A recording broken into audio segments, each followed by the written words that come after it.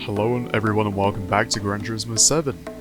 Today we'll be doing some daily races, primarily daily race B, which as you see now is at Autopolis short course in the Mazda MX-5 Touring Car.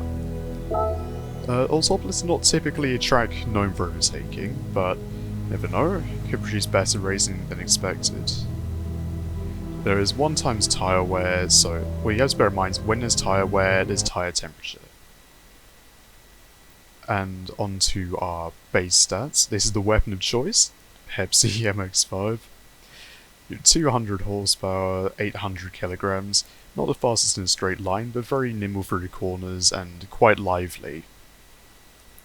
And this is important. For the power band, you'll notice that there's quite a steep drop-off either side of the peak RPM, so you have to shift quite high to stay within the optimal power band, and so you see me reading out the gears quite a lot.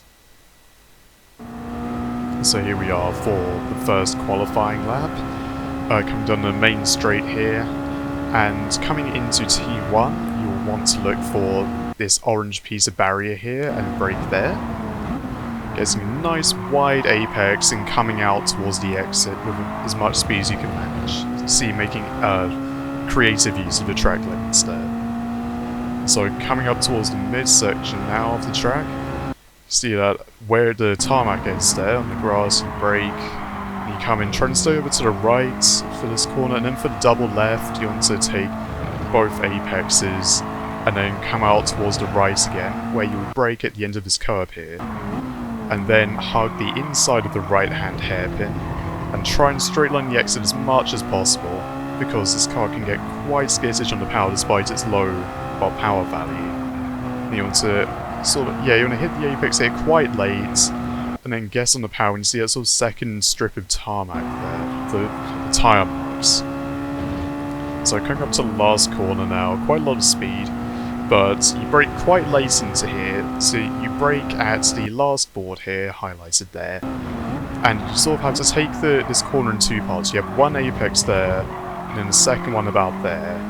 Then you just, again, straight line the exit as much as you can, because these cars are very momentum based. If you have a poor exit, you have a poor speed down the main straights. And there's our qualifying time, a 1:20.194, which in the race was good enough for P3 in the first race.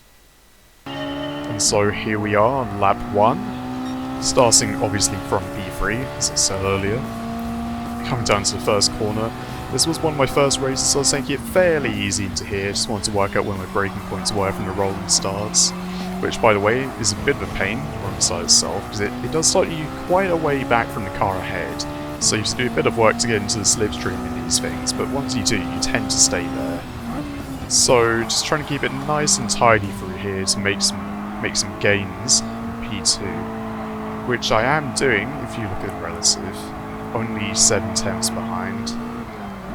And yeah, P1 they're making a bit of a hash of the hairpin there, and hopefully if he fights with P2 that'll let us in very, very much easier than it would otherwise.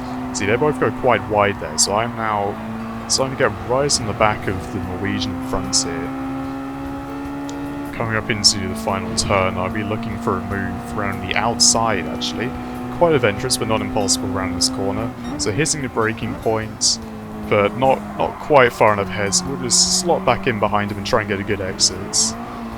Fortunately I do understeer into him, so not my cleanest move, but we both lose time if I try to let him pass, so I thought I'd just give him the slipstream move on. So now we're on lap 4, trying to pass the leader actually. He was starting to really hold me up through the middle section of the course here, so I was just trying to get past him as quickly as possible so I could pull away from the Norwegian behind, who is still very close, you can see in the relative, only 2 tenths behind. And so, yeah, P1 goes wide here, so I try and send on the inside, get oversteer mid-turn, and I hit the side of him. And so you'll see here that I actually do let him back past on the straight. So, yep, there he goes. Yeah, I did not feel particularly great about doing that to him, so I thought it was only fair that I let him back past. So coming up for another opportunity on him, essentially. I saw he took this corner quite badly, so I was trying to line myself up for a good exit here. and I do. I get right on the back of him, actually. And we're going to be slipstreaming him all the way down the straight here. Regardless of the weak slipstreaming effect you get in these cars due to their low power and low downforce, we do manage to get alongside him here. And we'll be trying to run the outside into T1, which is actually preferable to the inside if you ask me for his sakes here.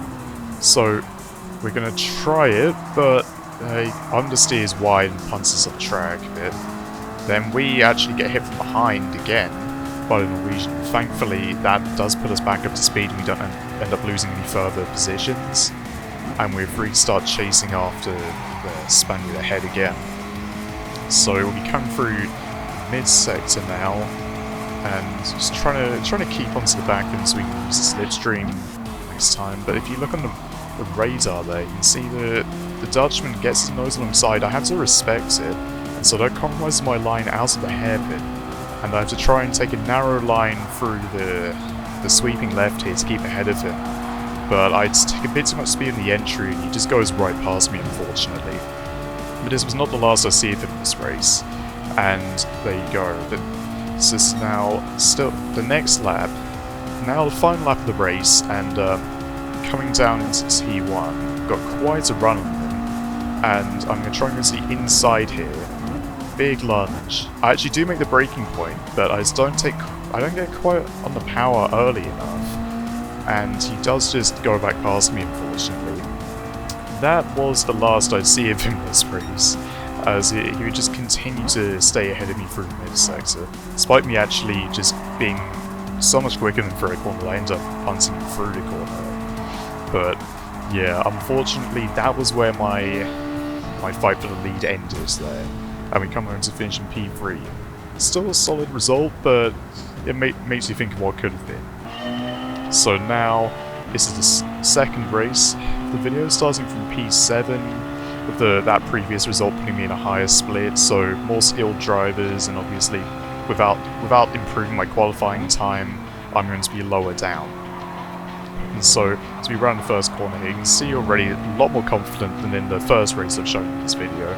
Sending a lot more in the first lap here, to try and get into the slipstream of the Spaniard ahead, so we can try and get onto the pack. Because I don't know if it was the auto start or what, but I do seem to be quite a way back there. But thankfully, everyone ahead of us does seem to be struggling a little bit in the first lap here. And note how sideways that guy gets out of the hairpin there. I'm going to use it to my advantage on the next lap to try and get past him. So as we come into the mid-sector again, I'm just focusing very much on just getting a nice clean run through to get right into the back of him. And then I bank on him making the same mistake again here, which he actually does. He's going to be very slow on exit here. So I set myself up for a very straight exit to the corner by taking a wide entry. And I do go right past him. Still alongside here, going through the sweeping left. Try to stay ahead, but I just don't quite have enough grip there. You can see the rear of the car trying to just step out of me as I go through there. So I'm still behind him, but I wouldn't be behind him for a whole lot longer, as you can see through, he's not the quickest through the last corner here. So I will be right in the back of him coming down the main straight here. You see there's an absolute train of cars here, even very close together. And here I am, closing on him, getting closer and closer. So hopefully into the first corner I can make a move on him. Not quite close enough to make the move, but he does end up going wide, and I'll just nip up the inside there. And so we go down into the mid-sector once again, for the third time of asking. Now trying to chase another Spaniard ahead of us, this time in a red car. There you go, he's the red one now, that's how I'm going to differentiate between them. So having a bit of a scuffle with the Dutchman ahead there, that slowed them all up and allowed me right onto the back of him. So just trying to drive cleanly here, staying slipstream so I don't drop off the train. And so coming into the sweeping left once again, just trying to take a nice line here. I do end up taking it pretty okay. We go ahead, he does mess that up quite badly. And so I'm going to get a run on him here into the last corner. And he does give me the space on the outside, so I'm going to try the move. into the braking zone, pretty level between us. Still there on the inside. I'm just going to try and get the better exit, but I get a bit of oversteer there, going onto the main straight, and stay level instead of me pulling ahead, which is quite awkward. I think I do let him back pass when getting into the slipstream and try again here. And so you can see from the replay camera still how close everyone is. If anyone messes up, I could easily have on the podium places. Speaking of messing up, he gets a very, very slow corner there on T1. And I do get a run on him here, but he holds me up a lot on the exit, so now the other Spaniard behind in the white car is in the mix as well. It starts to get a bit chaotic here.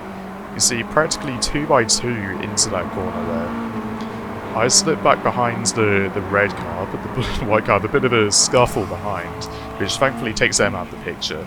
Trying to go around the outside of the hairpin here, not the best move. Let's try and get a good exit. We both do a bit of a synchronized pirouettes there on exit, and I do get past him actually. Up the inside into the sweeping left, job done. Very nice. Taking advantage of his mistake there on the exit of the corner. But it's not over yet, he's still quite close. So I'm just watching the radar. I don't think he's close enough here, but he actually moves over at the last second and dives me. I give him the space, but he ends up just understeering into me, unfortunately. And he gets hits from the side and goes into me again. So now going side by side with him down the straight, he does end up pulling ahead of me into the slipstream. You see the pop-up headlights go up there, absolutely furious with this man. So I'm just going to try and dispatch of him very quickly here into T1, really holding up the revs there, not wasting any time switching gears. Some guy absolutely dies in a radar, but I make it through. The white car spins out very dead in the background. No idea how that happened. Thankfully nothing to do with me.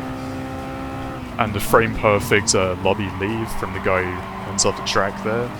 Not sure what happened to him, but it's not really any of my business at this point. I'm just focusing on the guy ahead of me, seeing if I can make up any more places this race. I do get... yeah, I get punted there, unfortunately. He does let me stay ahead, though, which is... yeah, I kind of expect that after missing his braking point like that. But unfortunately, that did cost me enough time that I couldn't really catch back up to 5th place here, despite taking a second out of him in the last 2 laps. If I had another couple of laps, I probably could have gotten past him, but it's fine. It's just the way the cookie crumbled in the end. And this is the next day now, actually. I was doing some qualifying before my next race, and I thought I'd really just try and send it and see if I could go any faster than I did before. Now, I was a bit more experienced on the car and track combo. See here, really hitting the apex on T1 where I didn't before. Nice exit out there, using all the go.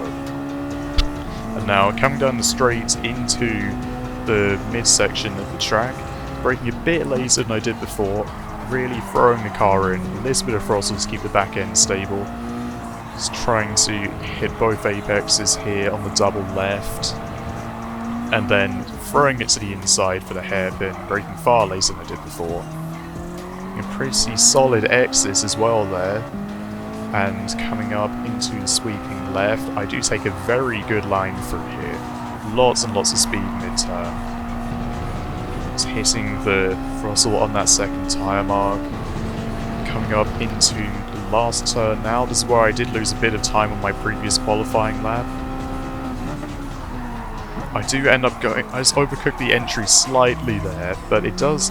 You don't lose too much time by going wide, if you don't go too wide there, because then that gives you good exits onto the main straight. So it doesn't compromise my lap too badly, and I just managed to get under a 120 there, which should improve my position by a couple of places. And lo and behold, I am now starting P2 in the same split. So that was a welcome change, and hopefully we can be fighting P1 this race. So here we are, lap 2, after a fairly bog-standard, boring opening lap. Now I'm starting to get onto the back of P1 here, blue car from the last race. He makes a bit of a hash in the first corner there, and I get a run on him into the midsection of the track. Seeing if I can go around the outside. One of my favourite places to overtake on this track, actually. It sets you up very well for the next corners. He gives me the room, and I really do get quite close to him there, trying to use all the track I can. and I'm passed into the double left. Just got to make sure he doesn't pass me into the hairpin, and thankfully he thinks better of it, as we both outbrake ourselves very slightly into there, getting an absolute ton of oversteer on exits, but still staying ahead. Into the fast left now, trying to take a nice line through there so he can't catch me up. I actually ended up taking that very, very nicely, even better than my qualifying lap. So taking 80 miles per hour over the apex there. But that good exit would actually be my undoing here, as I really wasn't expecting to be going that quickly on that point of the track, and I do miss my braking point there. And that allows him right back into the slipstream, and so he's going to be really making big gains on me down the straight here. The slipstream not particularly powerful in these cars, but he's also not very far behind, so he doesn't have far to go. And he's going to try the outside line into T1 here, but he just overcooks the hit on the brakes ever so slightly, and I am passed. And now I've just got to pull away in P1, see if I can secure the win, which thankfully I'm helped quite a lot in this regard. You can see now in the background there's just an almighty scuffle going on behind me between second, third and fourth. Primarily second and third, which is very good for me. See them going side by side practically for the entire middle sector there, still side by side into the hairpin. And as they come into shot again, you'll see, yeah, Blue Car actually losing 2 positions there potentially. But now, because of all that fighting, I have opened the gap up to just over a second, so it's looking pretty good for the win at the moment, if I can just hold it together and drive consistently. This one I was feeling pretty confident in myself. I'd done quite a lot of practice over all the sessions I've driven. And so if I was going to win any race, it would be this one. So you can see now it's coming into the back straight, good exit there, opening the gap up to just over 1.3 seconds actually.